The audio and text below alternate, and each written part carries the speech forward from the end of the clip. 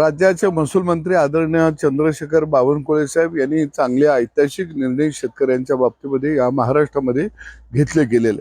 पहिल्यांदा या राज्याला गतिमान महसूल मंत्री खऱ्या अर्थानं त्यांच्या रूपानं मिळाला असं म्हटलं तर वावगं ठरणार नाही। तुकडेबंदी कायदा असेल, पानंद रस्ते असतील, शेत मोजणीचा कृती कार्यक्रम असेल, शासन आपल्या दारी कार्यक्रम असेल, खऱ्या अर्थानं शेतकऱ्याच्या बांधावरती प्रांतापासून तहसीलदार पासून मोजणी ऑफिस पर्यंत सगळ्यांना उभा केलं।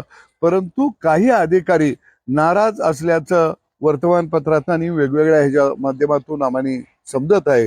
मी राज्यातल्या शेतकऱ्याच्या वतीनं आदरणीय बावनकुळे साहेबांना पाठिंबा देत आहे। आपण हातामध्ये खऱ्या अर्थानं जे सर्वसामान्य माणसासाठी जे काम घेतलेलं आहे महसूल खात्याअंतर्गत ते कुठेही थांबवू नये। हे नोकरदार जर नोकरी सोडणार असतील तर निश्चितपणानं एक शेतकऱ्याचा नेता म्हणून मी स्वागत करतो। निम्म्या पगारावरती विना परमनंट आम्ही तरुण होतकरू या राज्यामध्ये प्रशासनामध्ये महसूल खात्याच्या द्यायला तयार आहोत। परंतु काम चुकारो या अधिकाऱ्यांना भीक घालू नये। जनता बावनकुळे साहेब आपल्या बरोबर आहे।